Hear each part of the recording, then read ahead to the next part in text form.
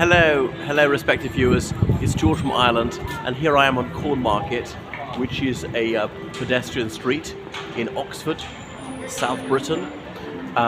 So it's officially Cornmarket Street, but nobody actually uses the word street. I don't know when they last sold corn here. Now there was a north gate of the city which was demolished in the late 18th century here. So we're coming to the oldest part of the city. So it dates back to Anglo-Saxon times, well over 1,000 years old. And in those days a lot of fighting against the Danes. And the Danes were attacking particularly from northern England.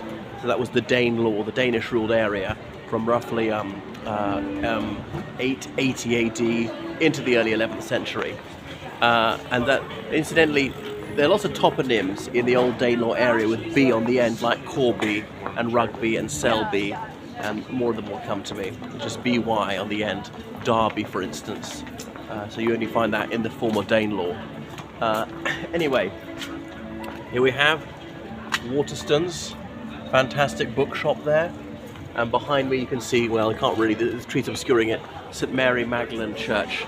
I know in Oxford there's Magdalen College, it's spelt M-A-G-D-A-L-E-N, but the church methinks is still pronounced Magdalene as St Mary Magdalene, the woman who's mentioned on the Bible on Via Dolorosa. Some people speculate that she was the wife of Jesus Christ, because of course the good book does not state that he was married, nor does it say he was unwed. It would have been highly unusual for a man of that age, we assume he was 33 when he was crucified, not to be married in that society. Okay, so this is St Michael's Church at the old Northgate Tower. It's only this summer I went to it for the very first time. I've been coming to Oxford for almost 30 years, and that was the only thing I hadn't been into. Pay a few pounds to go up. I think I filmed in it actually. So it's attached to this Anglican church. That is the oldest building in the city. And they built that. That was a watchtower for the Danes attacking from the north, which is that away. Okay, and it's otherwise it's a gorgeous little medieval church in there, but it still functions as a place of worship. And down here is St Michael's Street, leading on to that Methodist church, and on St Michael's Street is the entrance of the Oxford Union Society, which is the sort of debating society of Oxford University. It's not actually controlled by the university. They said the university would quite like if it goes bust because the controversies it generates. One might have thought controversy would be a good thing for education, but apparently not these days. And by the way, this is Ship Street, just leading off Cornmarket, and that's St Michael's Church, which, as I stated, connects to the old Northgate Tower. You know, the North Gate of the city, as I say, has long since been abolished. But then you'll see some of these faux Tudor buildings, very tastefully done. Apparently they're late 19th century, but could have fooled me, you know. Look at that, a bit bockety and uneven, a little bit asymmetrical. So yeah, this is one of the main shopping streets of Oxford, but in Oxford, forgive me, I can speak grammatically, I promise. But it's a very expensive city. We're only 54 miles from central London. It's almost as expensive as Londinium. And people in Oxford speak about going to London as though it's going around the corner, because by train it takes under an hour. By the Oxford Tube, that's a bus service, it takes about an hour and a half. If you're lucky, it can take rather longer if the traffic is heavy. But it's so expensive to rent these shop units, a lot of them gone bust and they're boarded up, which is a little bit dispiriting. So then you see a lot of buskers and so on here performing, particularly in the summertime when summer schools come here with students from China, the United States, France, Spain, Italy, all sorts of countries. Not so long ago coming from Russia in significant numbers to improve their English. Okay, the Oxford gift shop full of loads of kitsch, merchandising, that's where the real money is made for the university, these Oxford University hoodies and so on. And the House of Wonders, referring to Harry Potter, because J.K. Rowling's novel, it doesn't allude to Oxford at all, but a lot of it was filmed in Christchurch, one of the colleges of Oxford University. So I knew a Czech seminarian used to call it the Harry Potter Castle, rather inaccurately. Okay, so here we are with the Harry Potter owl, and you can be in Gryffindor and Slytherin and all the rest of it. Okay, so various things to buy, but one of the things I somewhat dislike about this town is the way that businesses keep going bust and then new organisations take over the same premises. W.H. Smith, which we saw a minute ago, that's been the same place for, my goodness, since at least 1999 under the same management. Okay, Clark's, where you can buy your shoes and so on. Charwell College is a tutorial college. I think it's all one-on-one lessons there, and they're thriving. Charwell being a tributary of the Thames that flows through Oxford. I know it's spelled Charwell, but pronounced Charwell. So Charwell College has got loads of premises, and it didn't used to be so big. It's been around for decades. There are quite a few of them here because obviously Oxford is synonymous with education. And this Clarendon House, various office units up there. Look how bland that building is. I mean, it's not even interesting enough to be ugly. That would at least be something. So the building behind me now is part of Jesus College, as in one of the colleges of Oxford University, and it's been very extensively remodeled over the last few years. They always owned this premises just facing onto Cornmarket, but they were renting out the space to various shops or whatever, but they've actually started to use it for themselves. Give you an idea of how wealthy they are. There we go.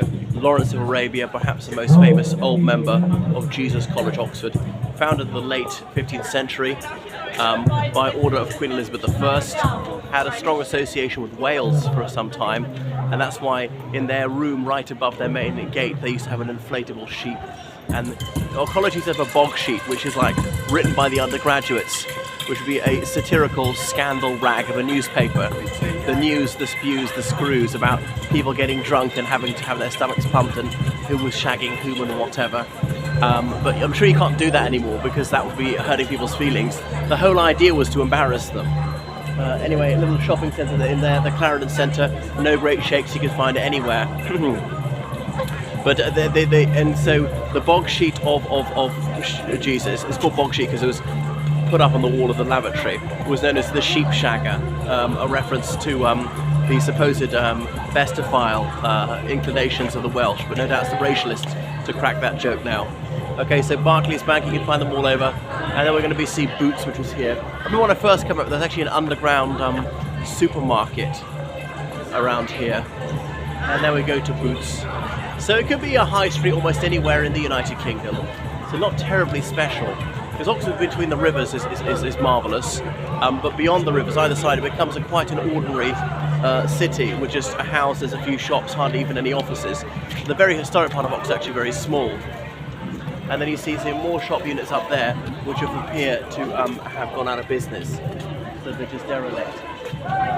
We need to be able to turn them into housing, because if you don't do it, then it drags down the whole area, and they just get demolished or squatters move in. This gives a very bad impression. Okay, so the Golden Arches of Ronald McDonald and the Crown, which is a pub through there. I remember so a lot of Americans come here on their year abroad, junior year abroad, undergraduates. I remember some Americans being astonished that the Starbucks is here or MTV is visible. And this is over 20 years ago saying that. I mean, come on. The United Kingdom's not in the Dark Ages, nor is it terribly underdeveloped. Okay. And here we have HSBC, Hong Kong Shanghai Banking Corporation. They used to be Midland Bank when I joined them many, many moons ago. And prêt-à-manger, as in ready to eat. Often used to accent to say prêt-à-porter because I saw that film, which was very visually arresting if you were a teenage boy. And Lloyd's Bank. Now, isn't that quite a handsome building? Look at the handiwork on that. Rather intricate, don't you think? What they managed to do with the stonework. Okay, so we're coming to the end of Cornmarket, and that's it. And look at this tower here, Carfax Tower. This used to be a crossroads, Quattro Forcia, as in four forks in Latin. And you can paint it up there, Fortus est veritas, as in truth is strong. And you can have a great view up, but you have to pay a few pounds. Can you afford that to go up there? So, and this street here, Queen Street, is strictly speaking actually not pedestrian, but you think it is. Only buses can go there, private cars cannot. It's sort of pedestrianised a lot of Oxford in about 1998. And you see there, that is Tom Tower of Christchurch, Oxford's grandest college. And this is the high streets down here, okay, where you can drive. It's got a one-way system. The greens are actually quite significant, and we have them to thank for that. When I remember when you could actually drive down Cornmarket, but so it's very different now. So the idea is that cities are built for people, not cars. So yes, we will allow cars, but they're to be deprioritised. Encourage walking and cycling, and they brought in a lot of cycle lanes. So Oxford really pioneered that. The Green Party still got a significant presence on the city council. 48 people were on Oxford City Council, 6 of whom are Greens, which is one of the biggest Green delegations in the United Kingdom. Right, thank you so much for watching my channel, so please subscribe on Patreon, and there's a lot of valuable materials I see behind the paywall, and donate on PayPal, georgecallahan79 @gmail.com. Bye!